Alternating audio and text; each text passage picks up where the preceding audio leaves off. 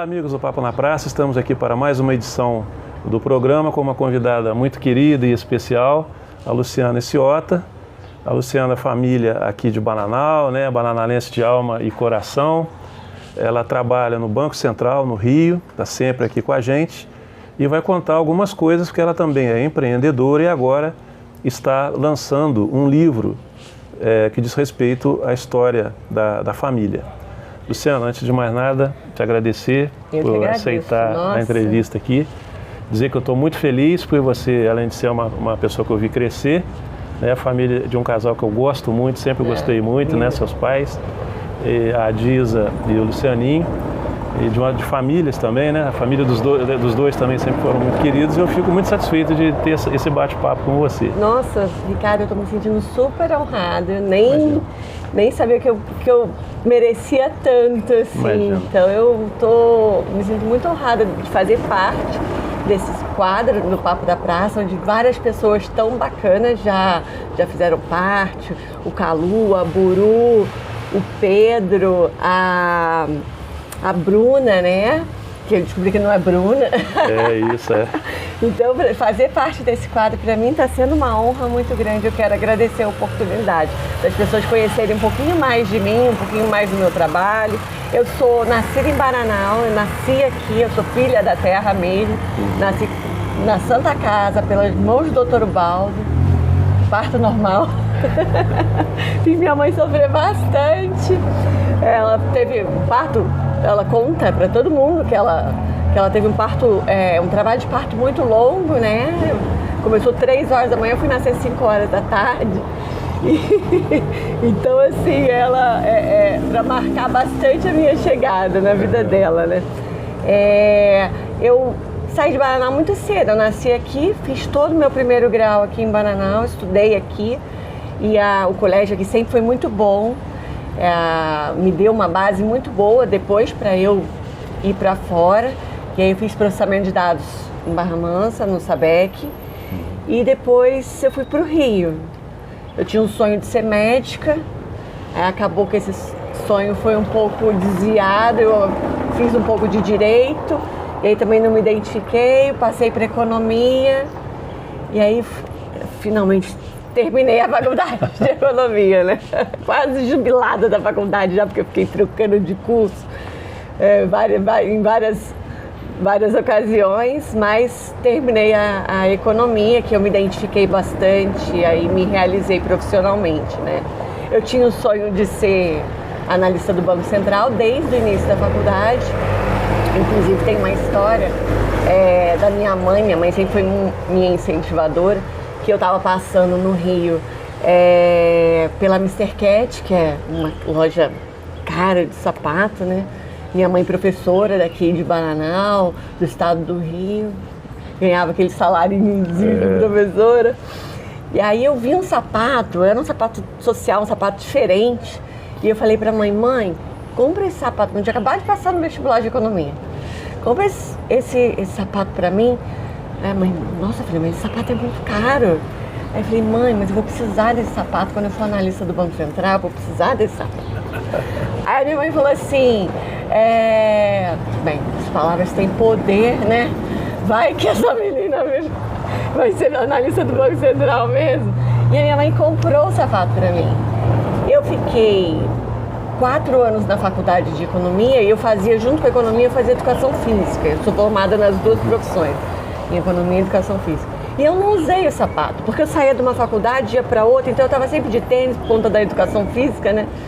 E aí, de repente, me formei e aí fui trabalhar na Globo. Foi meu primeiro emprego, foi na Globo, meu primeiro emprego formal. Foi na Globo e aí eu falei, bem, não é o Banco Central, mas eu vou com meu sapato, né? Aí tirei meu sapato do armário 4 anos depois. E aí fui pra Globo com o sapato. Aí usei o sapato pra caramba. O sapato era realmente muito bom, valeu a pena comprar o sapato. E aí quando eu passei no Banco Central, uns 4 anos depois, eu fiquei uns 4 anos na Globo, eu falei, pô, eu tenho que ir com o meu sapato, né? E o sapato, ele já tava desmanchando no pé, ele manchava todo o pé, ele já tava horrível. Mas na minha posse no Banco Central, eu fui com o meu sapato. E aí eu pedi na hora lá da posse, não sei o que, eles entregando os crachás, não sei o que, perguntaram se eu queria falar alguma coisa, né? E aí eu contei essa história do sapato e virei a Cinderela do Banco Central. Que legal. Pois é, então assim, minha mãe acreditou nesse sonho. E esse sapato ainda está lá como... Não, foi a última missão dele, foi a posse do Banco Central. Também foi bravo, né? Foi um bravo, sapato guerreiro. Guerreiro, foi. E assim, ele cumpriu o propósito dele, que era me colocar lá dentro do banco. Legal, foi. Né? E aí, por aí a gente vê que você é uma pessoa focada, né? Até nessa história. E você acabou, em função da pandemia, tendo que vir para Bananal. E aí, logicamente, você não ia ficar parada, literalmente, né, Luciana? Aí você resolveu empreender aqui na nossa terrinha. Foi. Eu tive essa oportunidade da pandemia de voltar para Bananal, porque eu saí muito cedo, eu saí com 17 anos, eu fui estudar fora, né? Fui estudar no Rio. E com a pandemia, eu comecei a vir mais para cá. O que eu vou ficar fazendo no Rio? Eu sempre fui muito ligada a Bananal, né? Meus finais de semana foram sempre porque lá você já teria que trabalhar em home office. O Banco Central adotou o home office. E eu vim embora para cá, para ficar perto da avó, do vô, né? Que já estão de idade. E aí vim para aproveitar essa oportunidade e também me proteger da pandemia. No começo a gente não conhecia muito o que era essa doença. No Rio estava com um grau de contaminação muito grande, aqui em Bananal não, aqui em Bananal sempre foi mais tranquilo. Então eu vim para cá, optei por ficar com a minha família. E aí ficamos lá no sítio, meu pai e minha mãe moram num sítio, que é o sítio Bramassole, e ideias fervilharam na minha cabeça, o que eu vou fazer? Queria tornar esse sítio autossustentável. O que eu vou fazer? Mas não é um sítio muito grande, não dá para colocar boi, não dá para fazer uma coisa extensiva, né? Tem que ser uma coisa menor. E aí surgiu, vendo um programa do Globo Rural, surgiu a ideia de fazer o cultivo de cogumelo. O cultivo de cogumelo você faz numa estufa, né? Não precisa ser muito grande. E aí você consegue tirar uma produção grande num espaço pequeno, né? Reduzido. E aí fiz cursos de formação nessa área de fungicultura com uma professora queridíssima, a Suzana, lá de Cunha. Quem quiser conhecer sobre cogumelo, eu super indico a Suzana. E me ajudou muito, me ajudou pra caramba. E fiz esse curso e aí falei, vamos fazer. Sou gente que faz. Aí construímos a estufa e começamos a produzir o cogumelo. Inclusive eu trouxe para você. Obrigado. De presente. Nossa. Esse é o cogumelo shiitake. Obrigado, que a gente produz. E esse daqui é o cogumelo shimeji branco que a gente produz. Aí, não sei se você conhece, se você sabe fazer. Não, aí saber fazer não, mas conhecer a Lu deve saber. A Lu deve saber. Mas é só você dar uma refogada nele com um pouquinho de alho e manteiga, salgar ou com sal ou com show e pronto, você já tem um prato delicioso. E essa base você pode fazer qualquer outra coisa, pode fazer molhos, pode colocar no macarrão, pode fazer lasanha. Prepara essa basezinha e pronto, aí você... E aí fizemos também um apiário. Então agora temos mel Bramassole e temos própolis Bramassole, que eu também trouxe para você. Nossa, quanta coisa! Vou fazer mais papos na praça com a Luciana, tá? Vai ser um papo na praça por mês com a Luciana. E trouxe de presente um boné Bramassole para você. Legal, obrigado. Muito obrigado, Luciana. E aí surgiu a ideia do Bramassole, né? De tornar o sítio produtivo, e eu me aproximei muito do pessoal do nosso sindicato rural aqui, o Adriano e as meninas do sindicato, que são super atenciosos e competentes. Eu acabei me aproximando muito deles por causa da questão do produtor rural. E aí eles incentivaram a formação de um grupo para fazermos uma feira de produtor rural aqui em Bananal. tivemos um curso extenso com uma professora fantástica, a Dora, e quase um ano de formação, aprendendo sobre precificação, rótulo, padronização de ingredientes, né? Tudo para deixar o produto exatamente com essa qualidade aqui que vocês estão vendo. Então nós somos um grupo de 13 pessoas, 13 produtores rurais, que se reúne todo domingo na Praça do Rosário, das 9 até 1h da tarde, e a gente está lá expondo nossos produtos, vendendo nossos produtos, batendo um papo na praça. Isso, sempre que é importante, eu tô chamando o povo, vem pra feira, bom dia, Bananal! Eu adoro fazer esse tipo de coisa também, me alegra muito. É legal mesmo. Eu cheguei a fazer uma transmissão ao vivo, né, numa ocasião, acho que até você também foi entrevistada, acho que foi na segunda semana, e falando exatamente sobre a seriedade desse trabalho, esse preparo que vocês tiveram. Eu conversei com a Dora, que é a monitora lá, nem sei se é esse o nome correto, mas aí dá para constatar realmente a seriedade do trabalho. Então, esses produtos que estão sendo oferecidos aos domingos aqui em Bananal, na outra praça. Exato. Nós estamos na Praça da Matriz, na Praça Pedro Ramos, de frente à igreja aqui. No nosso fundo ali está ali o famoso chafariz de Bananal.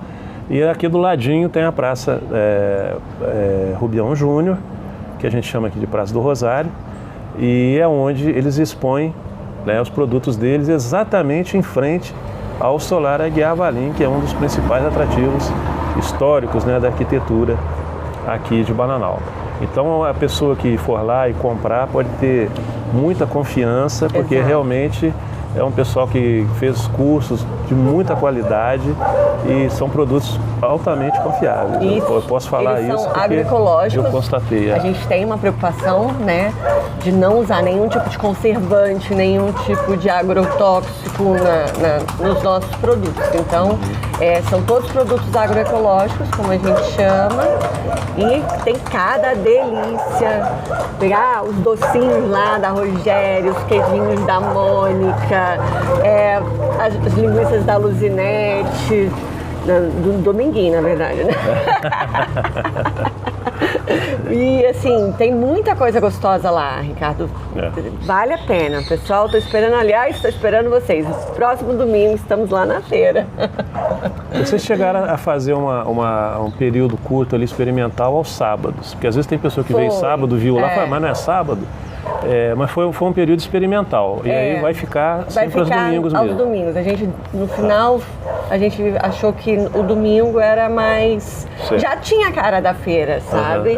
O domingo. Então, e assim, domingo acho que tem um fluxo de turismo também maior do que no sábado. A gente experimentou pouco para ter essas certeza. Mas aí o pessoal achou que era melhor domingo e ficamos domingo. Estamos domingo lá. Quando eu vi o primeiro anúncio que você colocou a respeito de cogumelo, eu falei, nossa, essa menina em Bananal. E a gente fica pensando, cogumelo em Bananal, né? É complicado. Não deve ser fácil, é um desafio realmente muito grande. O que porque assim, é uma culinária e talvez poucas pessoas saibam da importância do cogumelo na culinária, vamos colocar assim, oriental. Sim, Porque às vezes a gente vê pessoas orientais que são longevas, né? Sim. Saúde, pele boa, às vezes não aparenta a idade que tem. E como é que é isso, né? E aí muita coisa, logicamente, em função à vida saudável que eles levam e também a culinária deles. E o cogumelo faz parte aí dessa o cogumelo é super culinária. Nutritivo, né? Ele é um fungo, ele é um ser vivo, então você está comendo um alimento vivo. Ele tem muita fibra, ele tem muita vitamina D, tem muita vitamina do complexo B, são vitaminas que a gente tem que suplementar, então você consegue suplementar isso através do próprio cogumelo. E ele tem um sabor especial, o cogumelo, que eles chamam de umami, né? Que é aquele sabor que faz Então, quando ele abre as papilas gustativas para você sentir mais o sabor do alimento. Então, tudo que você coloca cogumelo fica mais gostoso. E o cogumelo fresco, ele é muito mais saudável do que o cogumelo em conserva. Primeiro, que o cogumelo em conserva brasileiro, ele vem muito importado da China. Então ele vem com muito... e na China não tem muito controle sobre agrotóxicos, esse tipo de artifícios que as pessoas usam para controlar as pragas, né? O nosso cogumelo não. O nosso cogumelo ele é todo agroecológico, porque o cogumelo ele é uma esponja. Tudo que você colocar nele, ele vai absorver. Então, se eu colocar qualquer tipo de agrotóxico, ele vai absorver e vai para o prato das pessoas que estão consumindo, né? Então, a gente tem um cuidado enorme com a estufa. A estufa é toda plantada com... A gente plantou em volta da estufa ervas aromáticas para ser repelentes naturais desses insetos. A gente tem um controle dentro da estufa de limpeza, colheu, olha o chão para ver se tem algum cogumelo que caiu, porque se ele apodrecer, ele vai atrair insetos. Então, é muito...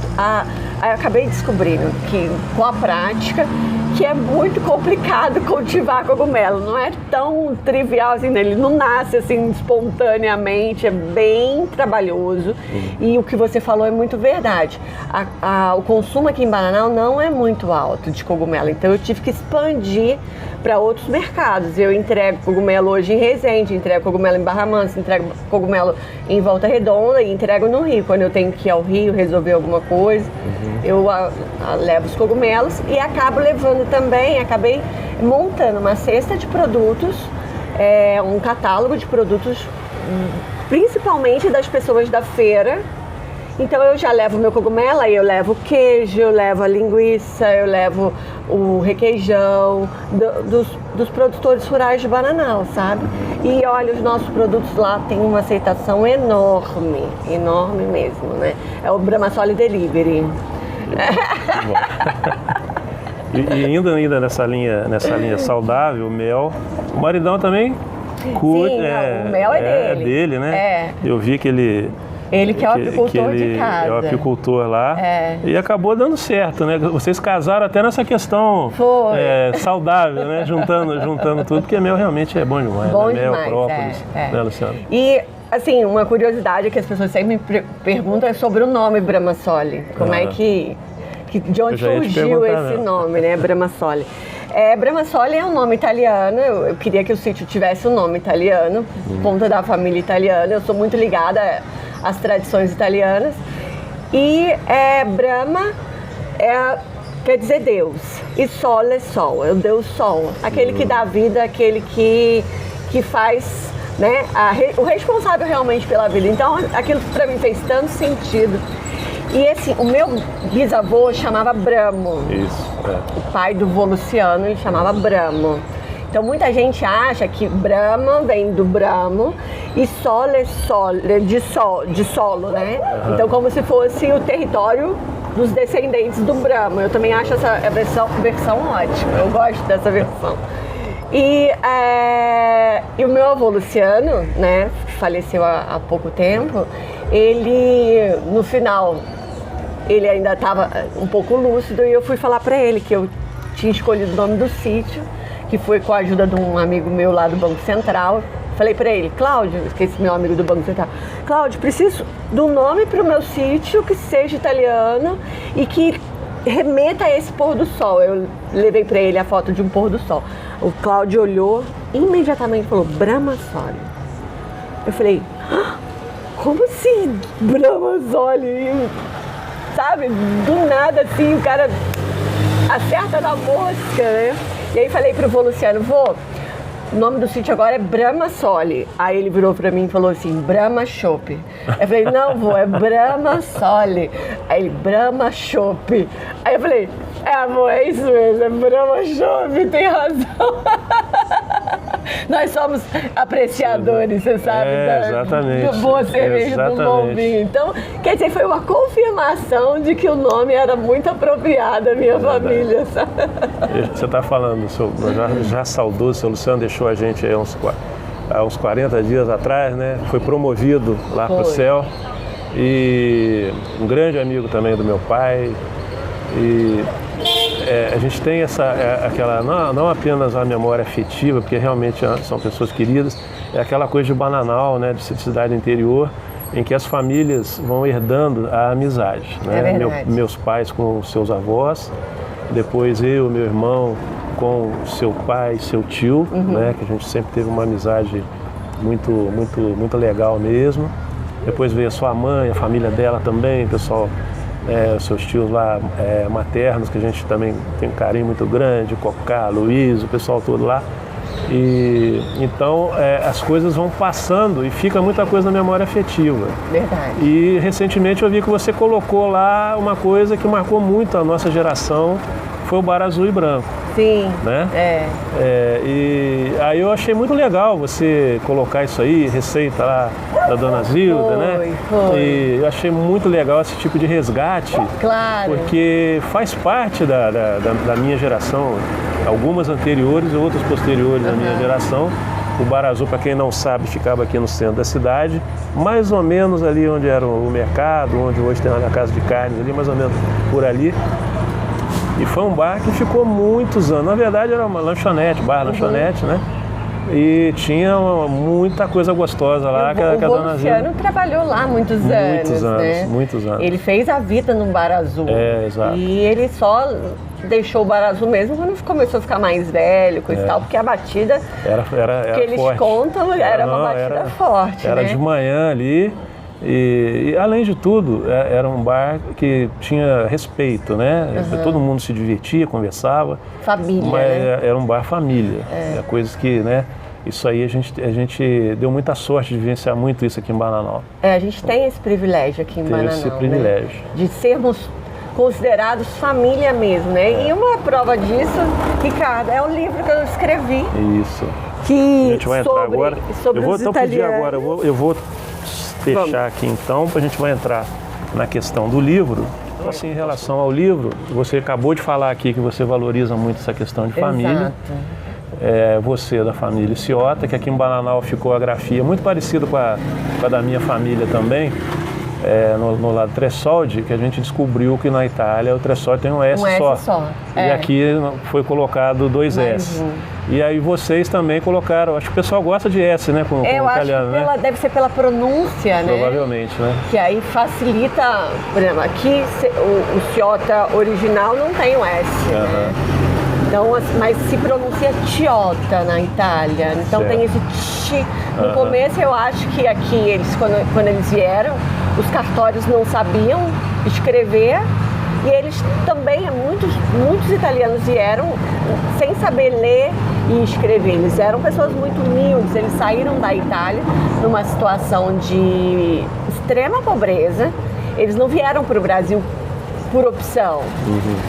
Eles estavam realmente fugindo da miséria na Itália, naquele período de formação do país, né? O país foi formado de uma forma muito tardia, no final de 1800 que teve a unificação, a unificação na Itália. E assim, eles realmente passaram por grande necessidade. Eu vejo, por exemplo, a história do meu antenato, como eles chamam lá, que é o ascendente, o Pellegrino Ciotta. Ele perdeu os 4 ou 5 filhos da Itália antes de vir para cá. Ele embarcou com 3 crianças e a mulher dele, e chegando no Brasil, a criança mais nova veio a falecer. Então, assim, imagina a vida sofrida. Eu sempre fico imaginando, sabe, remetendo assim a minha memória a esse sofrimento todo que eles passaram. E depois, por outro lado, a forma como ele realmente prosperou aqui em Bananal, né? Como essa cidade foi generosa para ele, porque aí ele teve mais 20 filhos. Com 2 mulheres diferentes, 20 filhos. E isso faz com que a nossa árvore seja muito grande e tenha entrelaçado de uma forma entre si. Nós temos vários primos casados com primos. E temos também um entrelaçamento com as outras famílias, né? Então esse livro, a intenção dele, primeira, era resgatar o que a irmã Undina o trabalho que a irmã Undina já tinha feito. A irmã Undina foi pioneira na questão dos estudos genealógicos da família. E ela não conseguiu chegar muito à história do italiano, porque na época dela era tudo mais difícil, né, Ricardo? Eu tenho uma vantagem de já ter pegado internet, fontes digitalizadas para fazer esse tipo de pesquisa e conseguir um trabalho de precisão nas informações e dados civis lá na Itália. Então, o objetivo desse livro é principalmente contar a história desse italiano e também fazer um mapa para que todos os descendentes desse italiano possam vir a requerer a cidadania italiana com segurança, porque sabe exatamente qual livro, onde pesquisar, onde requerer, um grau de precisão bem grande, sabe? Isso com certeza vai facilitar muito a vida de todo mundo, porque eu realmente fiquei muitos anos pesquisando sobre isso. Fiquei mais de 5 anos pesquisando, até realmente descobrir, através de um primo também, o César, lá de São José dos Campos, na certidão da mãe dele, da Lúcia Raquel, vinha escrita exatamente a cidade de onde eles vieram, de Pieve de Soligo. E aí foi mais fácil, só que eu tive que fazer as pesquisas na igreja, porque na época que o Pellegrino nasceu não existiam cartórios ainda na Itália. Certo. Então tivemos que fazer uma busca nas igrejas e encontramos, finalmente encontramos o nascimento e o casamento dele registrado, sabe? Eu tive lá. Eu fui na Itália conhecer Qual região que fica a cidade? Fica em Treviso, no norte da Itália, perto ali de Veneza. E é uma região produtora de Prosecco. Eu fiquei, assim, isso explicou muita coisa na minha vida. Mas eu curti muito ir lá, resgatar, eu conheci os ciotas de lá. É engraçado a semelhança física que eles têm com alguns primos daqui de Bananal, sabe? Legal. E consegui resgatar essa história. Esse livro é uma homenagem, principalmente à irmã Dina, que fez esse trabalho. Eu tive autorização para dar continuidade aqui. Deixa eu mostrar para vocês aqui a irmã Dina. Eu e a irmã Dina. Que eu tive um grande privilégio de dar continuidade a esse trabalho dela. E esse livro, ele foi editado pela editora Literis, o Arthur, que me ajudou bastante também a concretizar isso em tempo recorde, porque eu queria apresentar esse livro na Feira dos Povos, né? Vai ter a Feira dos Povos aqui em Bananal, que vai ser um evento que vão ter vários estandes representando os países. E a Sheila, do Café Buru, tinha me convidado para ser responsável pela barraca italiana. Não sei porquê, né? Por que será? Mas, infelizmente, eu vou ter um compromisso no Rio, no final de semana da Feira dos Povos, mas eu deixo aqui o convite para as pessoas virem prestigiar esse evento da cidade, que eu tenho certeza que vai ser fantástico. Com certeza vai sim. O livro certamente deu muito trabalho, a gente sabe que o trabalho de pesquisa não é fácil. Exato. E esse livro, ele é fino porque ele adota uma tecnologia que possibilita a constante atualização dele, que foi uma ideia do professor Wagner Fonseca, daqui de Bananal. Ele me deu essa ideia, ele que revisou o livro, e ele me deu a ideia também de fazer por QR Code. Eu conto a história do italiano, conto a história dos 20 filhos dos italianos, e se você quiser saber mais detalhes sobre essa descendência, você vai no QR Code, aponta o seu celular, ou se não, digita no computador o link que está informado, e aí você tem toda a árvore que vem abaixo, ou do Vobramo, ou do Francesco Abel, da Lúcia Raquel, da Genebra, de tantos outros, né? Dos 20 filhos dele. Vou citar aqui o nome dos filhos. Eu faço uma homenagem também a várias famílias italianas que vieram para Bananal, como os Capucci, Baraldo, Biondi, Burello, Carraro, os Chiesi, Colodo, Finotti, Frisas, os Grandes, Guarizi, Isolde, Sabadin, Escardo, Altressol, Valiante, Vani. Temos muitos italianos aqui, né? Inclusive eu ajudo várias dessas famílias, eu já ajudei em processos de cidadania italiana. Como eles sabem que eu fiz o processo da minha família, né, dos Ciotas, várias famílias de Marangão, Vani, me procuraram para ajudar com essa pesquisa histórica, que eu acabei ganhando uma certa expertise, e também na montagem da pasta dos documentos para montar o processo de cidadania italiana, né? Então essa é uma outra atividade que eu realizo também. Cada vez mais polivalente você, né?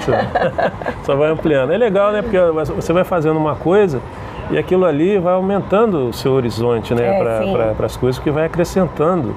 Isso no jornal, uma das coisas que me fascina no jornalismo é isso. Às vezes eu pego uma coisa que eu não tenho o menor conhecimento, vou fazer uma entrevista com você, vou pesquisar sobre cogumelo.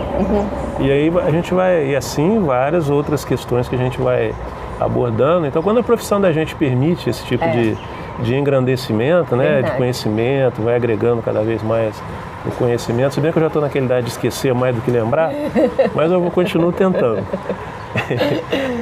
Então eu acho isso muito legal e realmente essa questão da dupla cidadania, né, ou de uma nova cidadania, porque às vezes as pessoas nem sabem que tem esse direito. É verdade. Né, e hoje a Itália é um país fantástico, né, ali na Europa, pode abrir muitas portas, né, o mundo hoje está cada vez mais competitivo. Hoje em dia, uma pessoa que tem uma dupla cidadania tem mais facilidades em empregos em multinacional, você tem uma facilidade de estudo também para estudar nas universidades públicas de lá, existem um preço diferenciado nas escolas privadas. Eu tenho a minha cunhada Cassandra, que hoje mora na Itália, conta que o que ela pagava de colégio para as meninas quando elas não tinham a cidadania italiana era um absurdo, e hoje em dia o que ela pagava para uma, ela paga para as 3 só por ter a cidadania, sabe? Então, assim, é uma oportunidade. Só você poder ir e vir, por exemplo, agora na pandemia, ela tinha cidadania italiana e as filhas, ela podia vir ao Brasil e voltar, e o André, que ainda está fazendo o processo de cidadania, ele não tinha essa mobilidade toda, né? Então, é uma oportunidade também de você usufruir desse direito, né? Isso é herança, né? É uma herança que os italianos sofridos vieram e deixaram pra gente. Eu não tenho filhos, né? Eu tive a opção de não ter filhos e fiz essa escolha na minha vida, mas eu fiz pra mim essa cidadania como também uma realização pessoal, de voltar a essas origens que eu tenho tanto orgulho. Meu avô Luciano me ensinou a ter orgulho da nossa família italiana, Ciota, e contava as histórias do vô Bramo com muito entusiasmo sempre, né? E foi aí que despertou essa minha paixão toda pela história da nossa família. Meu pai era muito apaixonado pela Itália. Um dos sonhos que ele não conseguiu realizar na vida foi conhecer a Itália. Mas ele era muito... Copa do Mundo torcia para a Itália. Às vezes a gente até brigava, né? Porque ele acabava torcendo para a Itália. Porque assim, essas raízes são importantes. Sim. Né? Por mais que as gerações vão se sucedendo, e a gente sabe que o tempo, infelizmente, é muito cruel, né, em relação à memória, mas esse tipo de coisa precisa ser resgatado. É verdade. As pessoas entenderem realmente as suas origens, né, as suas raízes. E ainda mais numa situação dessa que pode trazer agregar muita coisa na vida da pessoa. Mas, Luciana, como é que faz para achar o livro, para comprar o livro? Então, eu vou fazer um pequeno lançamento desse livro no Café Buru, na próxima quinta-feira, às 8 horas da noite, entre 7h30 e 8 horas, eu vou estar aqui no Café Buru, recebendo os amigos, quero convidá-los, quero convidar todos vocês também, né? Não só a família Ciota, mas também todas as outras famílias italianas amigas que estão retratadas aqui no livro. É uma homenagem a todas as famílias, né? E também queria aproveitar, Ricardo, que eu não agradeci ainda, a Ana Maria Lima, que foi quem me autorizou a dar continuidade à obra da Irmondina. Eu, quando fui pedir autorização para ela foi muito generosa comigo e acreditou nos meus propósitos, né? Ela e o Neto, principalmente. O Neto foi um grande incentivador. O Neto me emprestou o livro que a Irmondina tinha dado para ele, sabe? Com o autógrafo dela, pro meu querido sobrinho, o Neto. E ele falou, olha, toma, que eu sei que você vai fazer bom uso disso. Então aqui esse livro tem uma parte que é escrita por mim, tem uma parte que é escrita pela Irmondina, que é uma reedição das informações que ela já tinha colocado. E eu me sinto uma grande privilegiada de ter dado continuidade à obra dessa mulher que foi tão importante, tão especial para Bananal, né?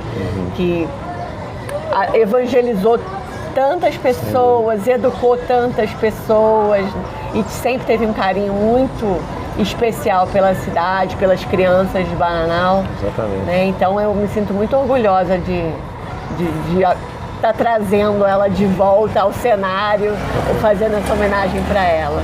É verdade, sim. Ela é merecedora, pessoa muito querida. Ana Maria também é uma pessoa muito querida, né? Tanto por mim quanto a minha esposa também. A gente está sempre encontrando com ela, sempre uma satisfação.